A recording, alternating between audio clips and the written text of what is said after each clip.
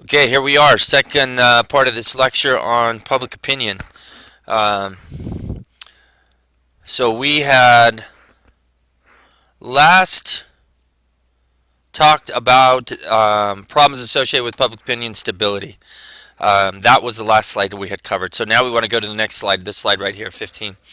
So we have these we have certain values or attitudes towards what should happen, what our government should do. But where do these opinions come from? Our values, our political values, are grounded on who we are. Um, but who are we? Who are we? And how did we become who we are? So where do we acquire our political values? Our political values are acquired by a complex process known as political socialization. That's how we come to think as we think. Why one person thinks we should have the war on terror, another person thinks we shouldn't. Why one person thinks that Trump is the best man for the job, another person thinks Hillary is the best woman for the job. That's all part of this complex process of political socialization. But where do those values come from? They come from a number of places. They come from all these places: family, peers, education. We're going to go through each one of these and explain how part of what we think with respect to the political values we have comes from who we are, whether it's our family, our gender, our religion, our race, or the region we live in, or the occupation or the income that we have. So we'll begin with family. And this is a big deal. Notice this first statement. Culture is transmitted and preserved initially by the family. We might even say primarily from the family, but at least initially. 70% of high school seniors in one study knew their parents' party identification, whether they were Republican or Independent or Democrat, and only, interestingly enough, only 9% of them of those people who took part in this survey labeled themselves as the opposing party. So most high school seniors know their parents' party ID and are consistent in the attitudes and values that their parents have relative to that.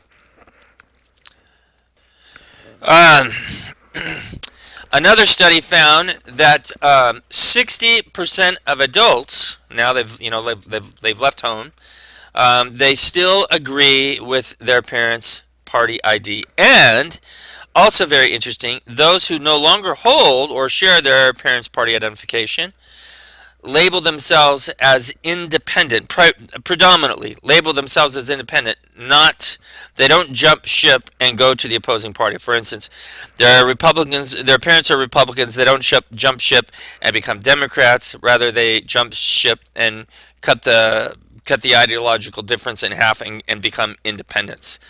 There's just that loyalty. Even if they reject their parents' party ID, there's that loyalty. They just can't go to the opposing side.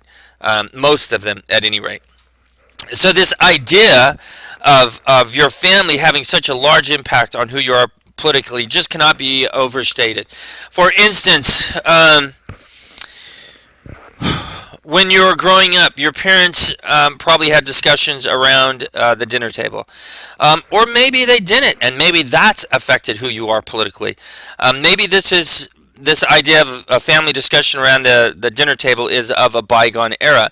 Take, for instance, this statement right here. Let me see if I can pull that down just a second. All right. Take a look at this statement. Margaret Thatcher, she was the Prime Minister of Great Britain when Ronald Reagan was President of the United States. And this is what she had to say. She said, "The family is the building block of society. It is a nursery, a school, a hospital, a leisure center, a place of refuge, and a place of rest. It encompasses the whole of society. It fashions our beliefs. It is a preparation for the rest of our lives." This statement is just so fascinating. You can add a number of things to this list that the family is. I'll add one as a parent. Family is a bank. Kids are coming back for money. I've gone back to my parents for money earlier in my life. which raises a whole smattering of questions if you don't have a stable family to do that. What does that do to society and our country? Why an individual who doesn't have a stable family is much more likely to adhere to a political ideology that the government is responsible for you. This is part and parcel of what we mean by who you are and what you think. Your experiences in life help to shape what you think. Not saying either one is right or wrong, just saying that that's what happens. So there's problems for political culture with the weakening of the family. Look at these things we mentioned right here. Dual career. Now, first time I was taught this by a female professor. So those of you who may be upset with me for bringing these up, these are in the books. Been taught it by a female professor. Not again passing judgment on anyone. Any family who has a dual career or has been divorced, just saying that there is an impact for that family and for society when that happens. For instance, when you have a household where there is a dual career, who's watching the kids? What are they teaching the kids? Are the kids having their political values being passed on by Beavis and Butthead? The cartoon of the 80s or 90s, whatever it was. Will that impact what we think politically? When there's divorce, again, not saying it's anyone's fault, but when there's divorce, who's then raising the kids when mom or dad or whoever has the primary care for the kids is at work? The babysitter?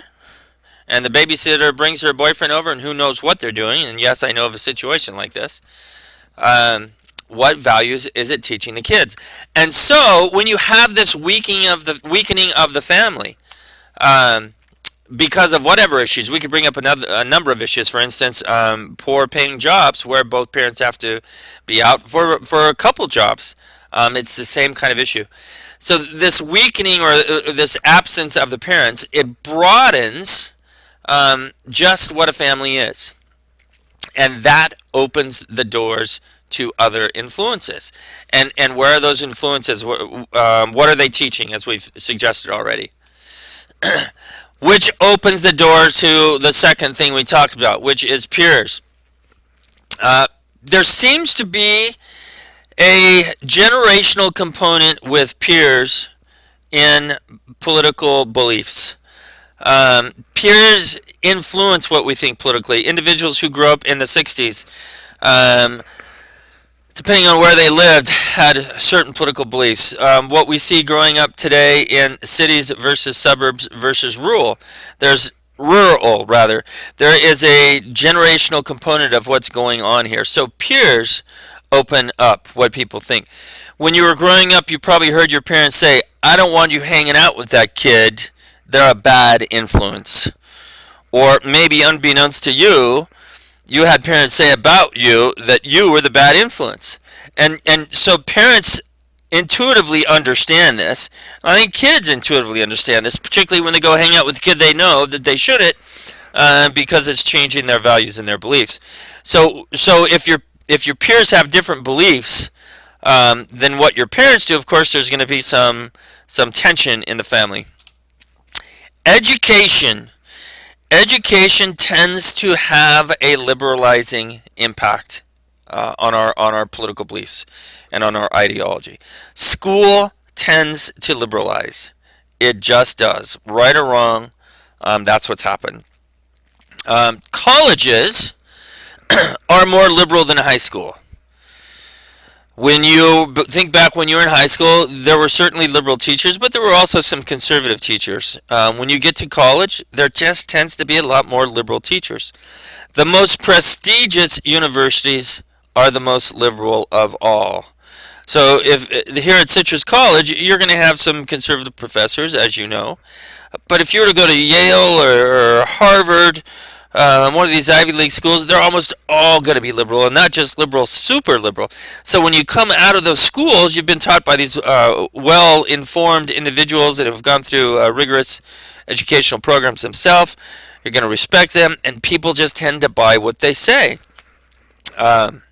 Whether or not it's reality. I'm not saying it's not, just saying that's what the impact tends to be. Example: 1984, Ronald Reagan was elected president of the United States. The country at large, he won 59% of the vote. Mondale won 41% of the vote. But at Harvard, Reagan only won 28% of the vote from Harvard students, while Mondale won 61%. There it is. You see it in the hard numbers.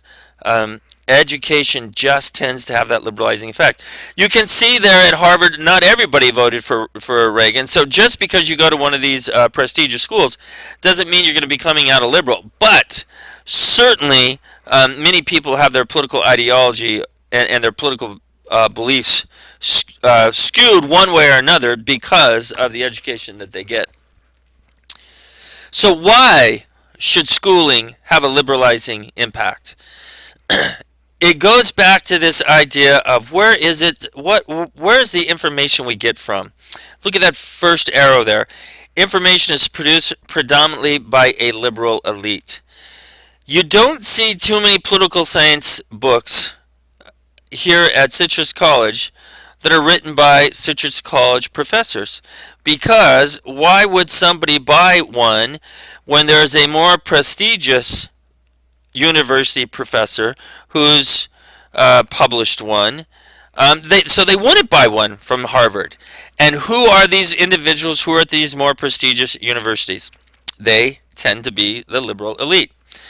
So you have these liberal professors, more liberal than the general population, and when they write these books, they try to be interesting. Obviously, they want them to sell, and so they stress what they see as important to them and what they see as interesting themselves. And what they're going to find as interesting is going to be different than what somebody who is conservative is going to find as interesting. And so the examples that they give, what they stress, tend to be from that more liberal perspective, which is another reason why people who go to school, it doesn't mean they become liberal, but there is a liberalizing impact that tends to occur. Furthermore, today, more people attend college than they used to. Back in 1900, only about 1% of Americans were graduating from college. Today, it's right around 20% of Americans are graduating from college, so far more than that actually attend. Not all of them graduate. And so since they attend, they're getting more of this information that is produced predominantly by this liberal elite, which tends to make them more liberal.